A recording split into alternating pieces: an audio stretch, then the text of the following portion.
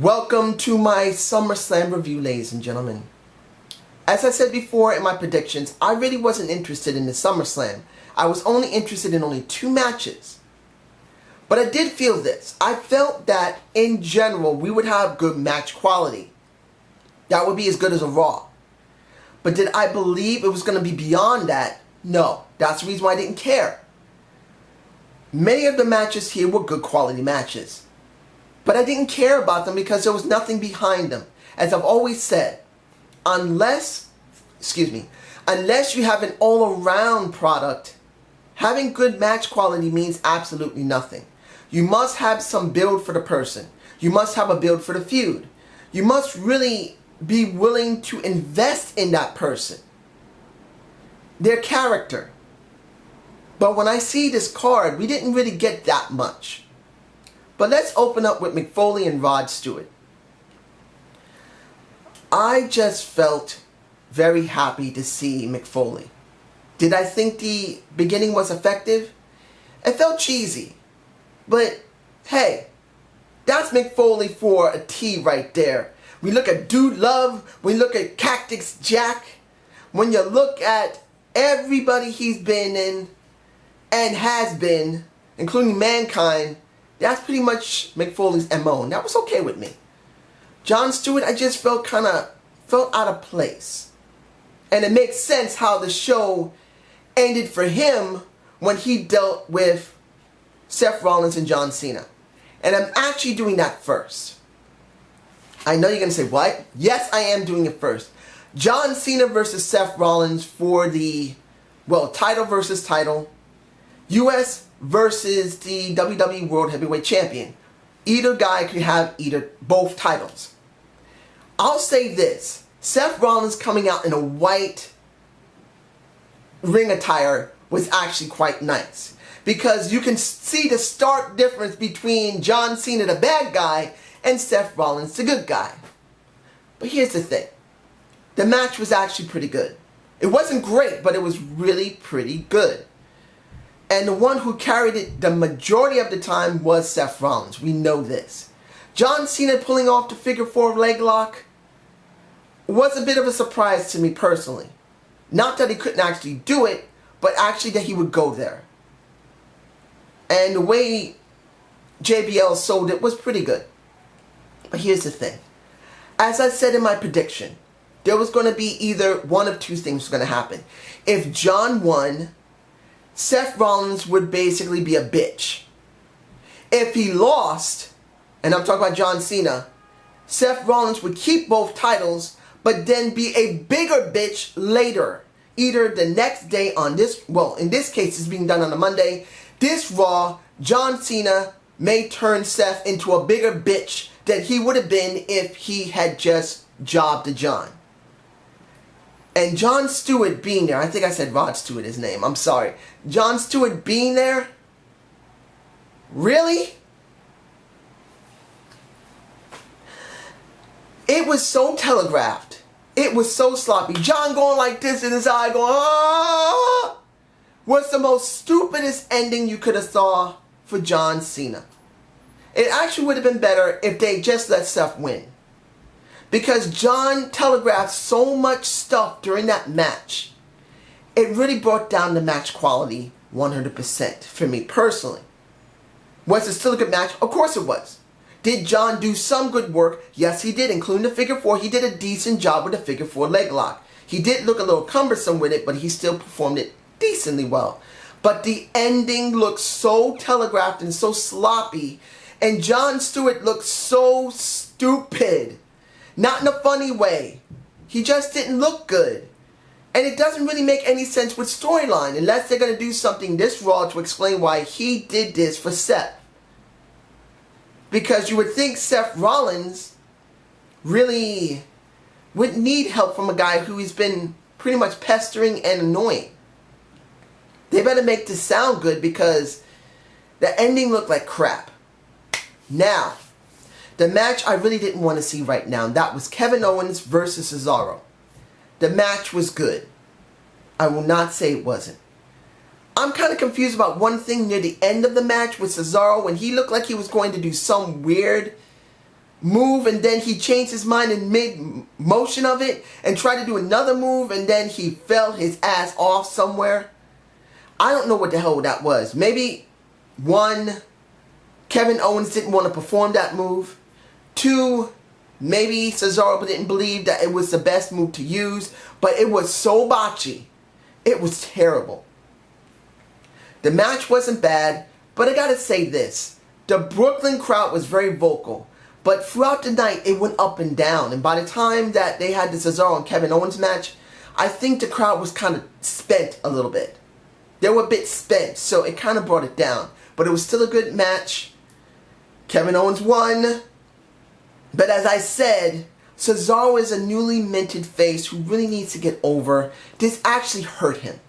In my humble opinion, it really did hurt him. He didn't need the job at a signature pay-per-view. He should have won like Kevin Owens should have won in a separate match. If they both had separate matches, they both should have won. Now, Ryback versus Miz and Show.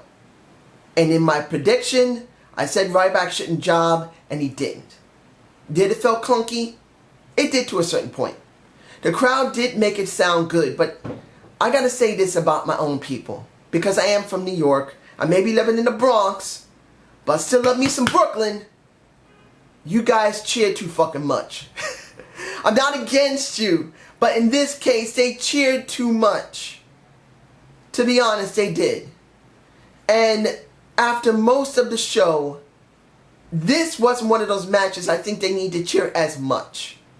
Especially when it came to the show, messing over the Miz and the Ryback. I would have been alright if they cheered Ryback more. They did. And Ryback is supposed to be the one that needs to be cheered the most. He didn't have as much cheers as Show did certain points through the match. Or some type of, whoa! I just felt like he should have gotten more of the spotlight than Big Show did. And The Miz was just a plain jobber. That was the end of that. But I am glad that Ryback kept his title. I just hope they'll put him with somebody new. He doesn't have to mess with The Miz anymore. He doesn't have to mess with the Show. But let's be honest, they're probably going to drag this a little longer. Now, next will be Dolph versus Rusev. I felt sorry for both these guys because this was not about Dolph and this wasn't about Rusev anymore. This was about Lana. Lana coming out instead of a regular dress, fine, I don't care. She's a gorgeous looking woman. Any man would love to have her. We still got Summer coming out as she does. But you guys tell me below if Summer looked off. She didn't look right. She looked like she was sick or something because she looked like she overdid her makeup and there was something physically wrong with her in her face. I'm not saying she's an ugly woman. She's not, but she didn't look right. And when it comes to this match, Lana and Summer Rae should have been involved in it in a mixed tag. You should have had Lana versus Summer Rae either in their own match, and the guys are there, or Summer and Lana should have been in the match, and they would tag each other out and just let them fight. Even if it didn't look good, this is what the crowd wanted. Because once Lana smacked the crap out of Summer Rae, the crowd went crazy. They went more crazy for her than a Rusev and a Dolph Ziggler. Now my guess is that by the next pay-per-view, you're going to have the tag team match. You're going to have Summer with Rusev versus Lana and Dolph Ziggler. Because it was a double count out. But do I believe they need to go there? No, they could have done it now. They should have done this now. They don't need to drag it out because it has been dragged out. Mind you, the crowd still loves Lana and going to keep cheering for her way more than Dolph and way more than Rusev. Now, the four-way tag was actually very good. I felt, even though there was just too many guys there, all 8 of them did a very good job. The crowd loves Titus O'Neil. They want to eat him for breakfast. They also love Kalisto. They love him too, if I'm pronouncing his name correctly, because I always forget his name in the Lucha Dragons. But I'm being honest here.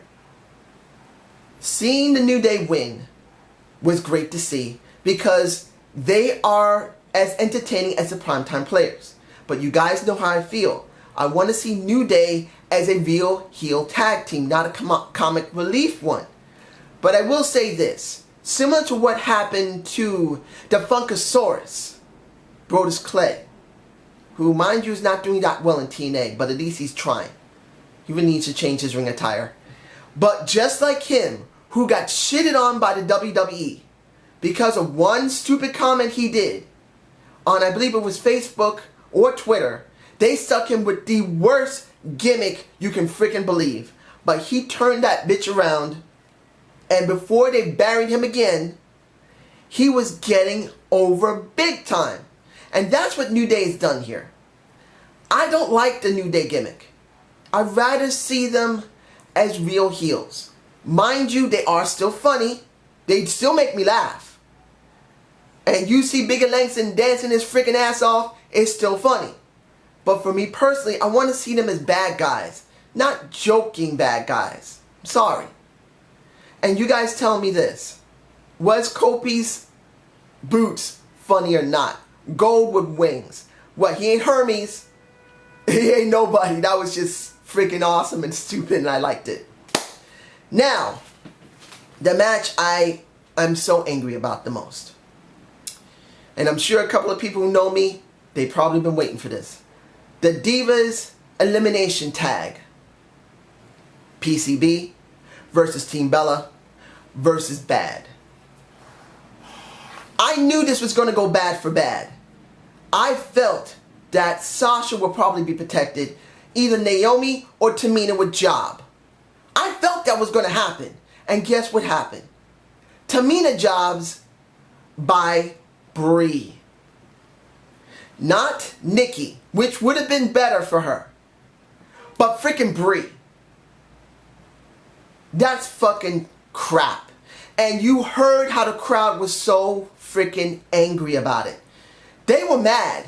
When they left, they were actually mad. And by the end of the match, even though Becky got the win over Brie, you guys tell me how loud the crowd was for PCB. You guys tell me how loud they were. They weren't that loud. And it wasn't that they were tired. The boos for Bad leaving was louder than the yays for PCB winning. That's bad. That was a bad move by whoever booked this. Because I really believe they wanted to see Sasha win over Nikki Bella. Or at least see Tamina or Naomi get the pin on a Nikki Bella. Or maybe, just maybe, if it had to be the most lowest person, Alicia Fox. But this, they weren't happy. I wasn't happy. Mind you, I won't go against the match quality. Throughout the entire match, the women did very good. And I've never had a problem with the match quality. Well, admittedly, what happened with Alicia Fox when she fell back, when she was trying to attack Paige, who did the majority of the entire match, it was like she actually was paying for her dues or something, like she did something stupid. They were beating the shit out of her. But the point of the matter is, the match quality was pretty good. They did a good job, but they did not execute it properly by getting rid of Bad, pissing off the crowd. And even though Becky won, the crowd was still not happy. Now, what else we got here? There's a match I'm forgetting here. I am forgetting something and I don't know. Oh yeah, Sheamus and Randy Orton. Good match. No. The only thing that was funny, seeing that Randy Orton was rubbing Sheamus' mohawk. And mohawk, basically, Sheamus wants to say, you will respect the hawk. Was it funny? A little. But did I care about the match? No. I didn't give a damn about the match because the Money in the Bank briefcase wasn't on the line. Didn't care. Let's see, am I forgetting anything? If I'm forgetting anything, I'm sorry. We got two more left. The first of the two matches I was waiting for. Neville and Stephen Amell. Stephen or Stephen Amell versus Bad News Barrett and Stardust. I was very interested in seeing how Steven was going to do. Or Stefan, whatever. I always get the names mixed up. I'm sorry. But did Arrow do well? Yes, he did. He actually did quite well. This is one of the few times when a real actor from the outside comes in and really does a great job in the ring. That made people be very interested in the match and wanted to see how far he would go. And let's be honest, the guy is an amateur. The way he kicked Stardust, when Stardust shoved him back and hit the floor, he did the kip up and kicked him. He kicked him like Leonidas kicked that messenger from 300. This is Sparta. Kick him down into the bottomless pit. That's the way Stephen Amell did it. He kicked Stardust the same way. And when he took the bumps, he took the fall, you can see that he isn't a professional. He was amateur. He took big hits that a normal person who's never been trained would take. But at least you can say that he took them well. And he did show himself to be very good in the ring. I would not have a problem by the time of the next pay-per-view. I can't really remember what's the next one. I think it's champion versus champion. I think that's the next one that's coming up. Or Night of Champions. I'm sorry. I said champion versus champion. I'm sorry. I think the next one is Night of Champions. That's the next pay-per-view after this one. And I wouldn't be surprised seeing Stephen Amell facing Stardust one-on-one. I would like to see that. Because the dynamic of the entire match wasn't bad. And Neville was the one who got the win. You could say Stephen Amell should have got it, but I believe it should have been, and it was, Neville. I'm happy about that. Last, but certainly not least, the match you've been waiting for. This is what we got at the end of the match. Next to passing out of the Brock Lesnar. Oh my gosh. And I hope you guys are not mad I gave you the finger. I'm sorry, but you had to think about it for a minute. What did we just get with The Undertaker and Brock Lesnar?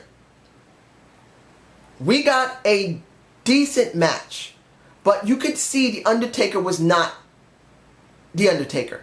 And everyone was trying to sell that this is the 1990s Undertaker. No. I'm sorry. He got too winded way too soon. Maybe 8 minutes in, you could see him sucking wind very badly. The Undertaker just doesn't have it like he used to. Mind you, he did his best to compensate for that. And he did to a certain extent. The match was really not bad. It wasn't my favorite match of the night. Stephen Amell and the Red Arrow and Neville was pretty much the match of the night next to the tag team and the New Day winning. Those are the matches I love the most. This was third in line. And I know a lot of people can say, that's stupid, man. But to me personally, I was trying to see from the perspective, what are they going to do next? How are they going to do this with The Undertaker and with Brock Lesnar? If Brock won, it made The Undertaker just seem superfluous. What was the point of him coming back, getting his ass kicked?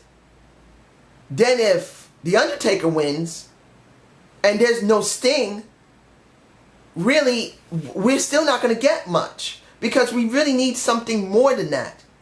This way, The Undertaker taps out, the timekeeper rings the bell, the ref gets mad at it, he turns around, The Undertaker gets the gonads and gets to win that way. Now you could say that this is going to be this is a heel Undertaker and now a face Brock Lesnar, which we got. This is what we have. But do I believe it should have been done? No. Because it still makes The Undertaker look weak. Even though it's a controversial win, which a lot of people are probably very happy. They were happy as hell to see The Undertaker win. They didn't give a fuck The Undertaker gave a shot to the nuts to Brock Lesnar. They were happy just seeing him win that way. But for me personally, seeing The Undertaker tap out when he has tapped out in the past when he was still wrestling generally. But under this situation where he hasn't been wrestling almost very little, a tap out when isn't something he needed to have. Brock Lesnar should never tapped out The Undertaker. It just makes him look weak. And he wasn't doing that well in the ring. Even though he wasn't bad, you could see The Undertaker just doesn't have what he doesn't have that edge, that crispness. And that really brought it down for me personally. Do I believe I'm going to see The Undertaker tonight? Yeah. If they don't show The Undertaker after this, and he doesn't come back until next year, that is the most stupidest thing. Because this controversial win by The Undertaker needs to be addressed and dealt with. It needs to be done. If they don't do anything after this, and The Undertaker's gone, and Brock Lesnar's all by himself, then there was no point in having this win. And I know a lot of people are going to say, well, we just have a rematch. Honestly, Brock Lesnar will still look better than The Undertaker, and it doesn't make him look good unless they have some type of feud continuing from this point on. Now, how do I feel about this show? It was way too long. A lot of it didn't really have any type of storyline. What few that did, really, the match quality didn't really match up completely. Even though they were all good matches, a majority of it was good Raw matches. Not sensational pay-per-view matches. But I gotta say, the 4-way tag for the Tag Team Championship belt was the best match for me. The second best match was Neville and Stephen Amell. And then the third one was Taker. And I said it, and I still stand by it. I didn't believe John Cena was going to job clean. And he didn't.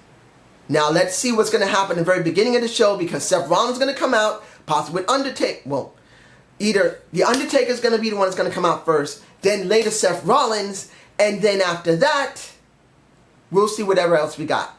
So I hope you enjoy this pay-per-view and the Zane view. Please give me a comment below. Have a good day. Have a good night. And I feel sorry for The Undertaker tapping out. Peace!